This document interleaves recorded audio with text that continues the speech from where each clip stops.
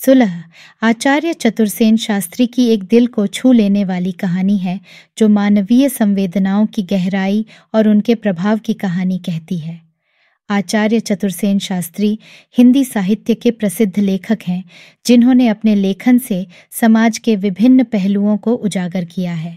उनकी लेखनी में समाज की जटिलताओं और मनुष्य की भावनात्मक गहराइयों का चित्रण देखने को मिलता है। क्या होता है जब एक मासूम बच्चे की मासूमियत और उसकी तुतलाती वाणी कड़े वैमनस्य को पिघलाने में सफल होती है? क्या एक बच्चे की सरल और निष्कपट भावनाएं दो बड़ों के बीच फैली कड़वाहट को दूर कर सकती हैं? क्या माता पिता के बीच के तनाव को बच्चे की निश्चल मुस्कान दूर कर सकती है?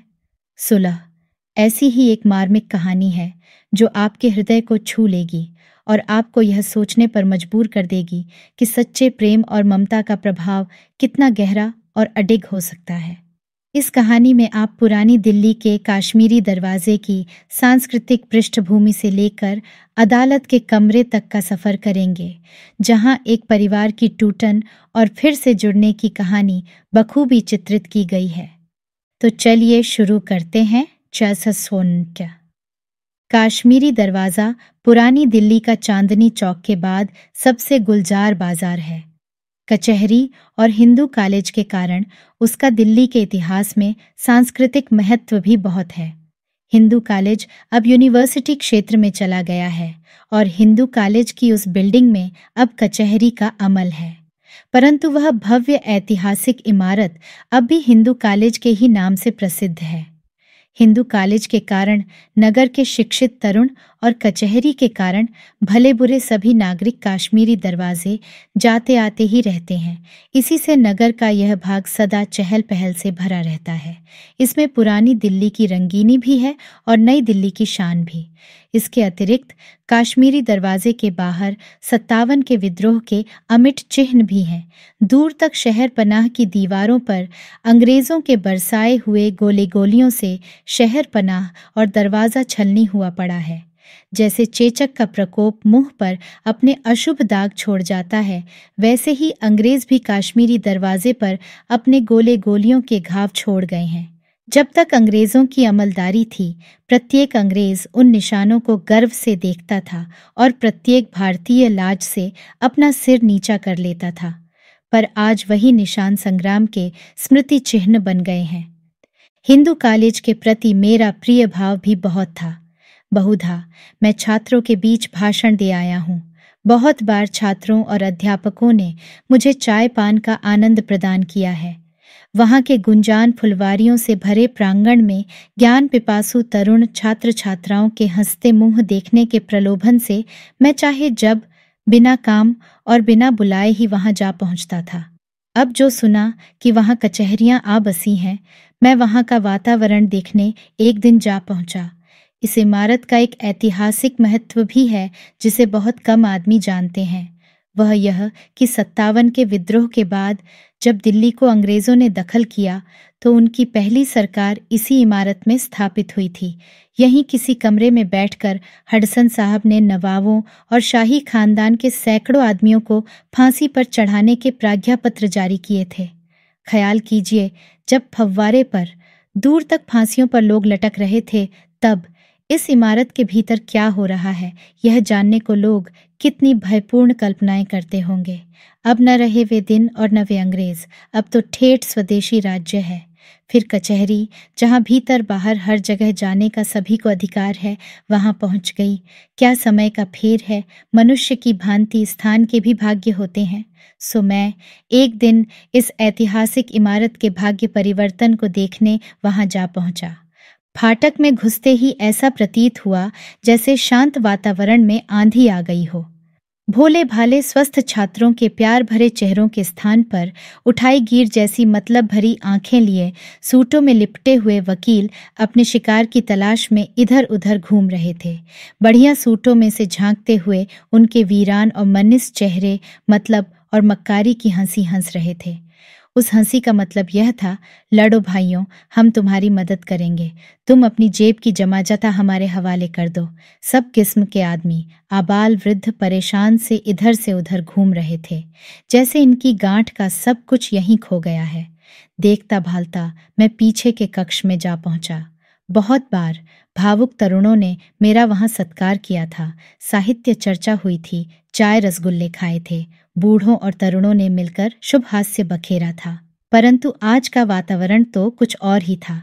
एक जज साहब ऐसी रूखी और उदासीन मुख मुद्रा बनाए ऊंची कुर्सी पर बैठे थे, जैसे उनके चारों ओर खड़े मनुष्यों से उनका कोई संपर्क ही नहीं है, और जैसे वे सब कीड़े मकोड़े हैं, केवल एक ही महाशय भले मानुस हैं। कोर्ट में एक दिलचस्प मुकदमा पेश था। मुकदमा पति पत्नी के बीच था। दंपति शायद ईसाई थे, दोनों तरुण। पत्नी की आयु कोई 25 वर्ष की होगी, छरहरी, लंबी और सुंदर श्यामल वर्ण। गोद में कोई 2.5-3 साल का बच्चा, स्वस्थ और सुंदर, परिधान साधारण साड़ी। अति स्वच्छ बच्चे को कंधे पर लिए चुपचाप खड़ी थी। मुद्रा क्रोध भरी थी।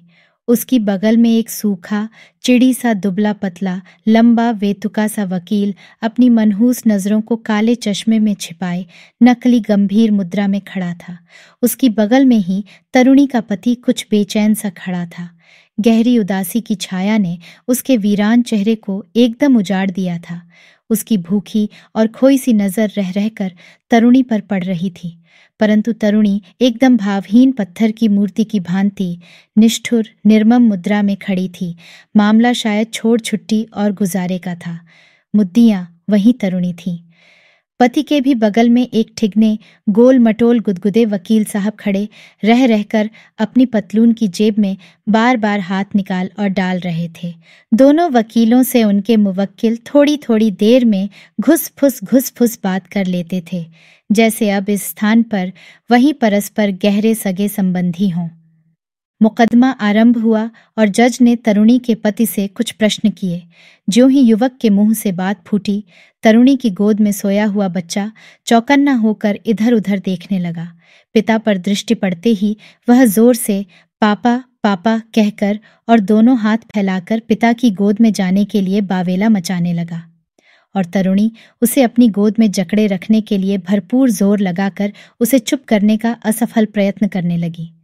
परंतु बालक ने पापा पापा का ऐसा शोर मचाया और इस कदर रोना शुरू किया कि अदालत का कामकाज एक बारगी बंद हो गया, और जज तथा वकील परेशान होकर उस नन्हे प्राणी को देखने लगे। वह प्रकृति के एक ऐसे सत्य को पुकार पुकार कर अदालत से कह रहा था कि मेरे दावे के सामने तुम्हारा सारा ही कानून बघाड़ना व्यर्थ है। जज और वकीलों ने बहुत समझाया कि थोड़ी देर के लिए वह स्त्री बच्चे को पति की गोद में दे दे, यहाँ तक कि जज ने कहा कि बच्चे पर पति ही का अधिक हक है, पर वह स्त्री कसकर बच्चे को छाती से लगाए वजद उसे किसी तरह पति को देने पर आमादा न हुई। लेकिन बच्चा बड़े जोर से पापा कहकर करुण क्रंदन कर रहा था। उसके दोनों नन्हे नन्हे हाथ हवा में उठे हुए थे, और उसका वह अभागा पिता, जिसने कभी हंस हंसकर गोद में खिलाया था, आंखों में आंसू भरे, दोनों हाथ फैलाए अपनी पत्नी के आगे करुणा की भीख मांग रहा था। कानून चुप था, जज चुप था, वकील चुप थे।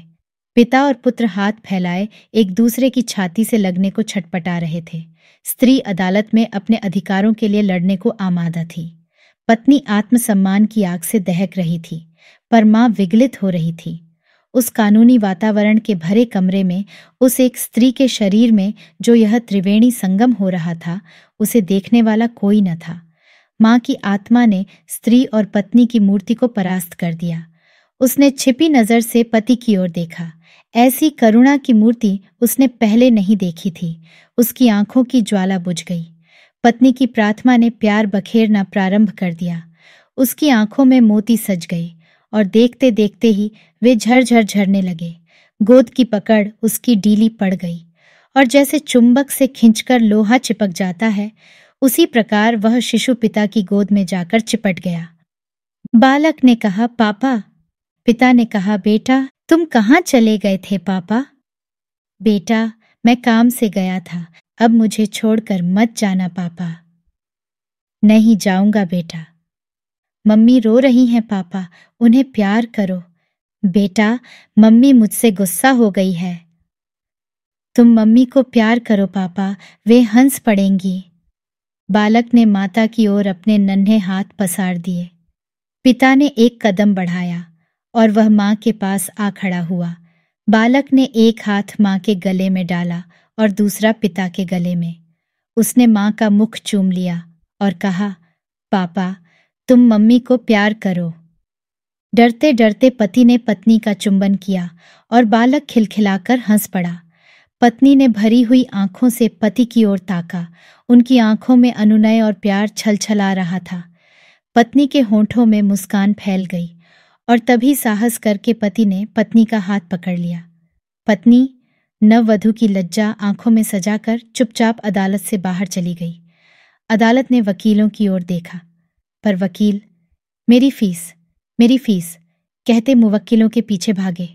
जज ने हंसकर मिसिल एक ओर फेंक कर कहा, दूसरा मुकदमा पेश करो।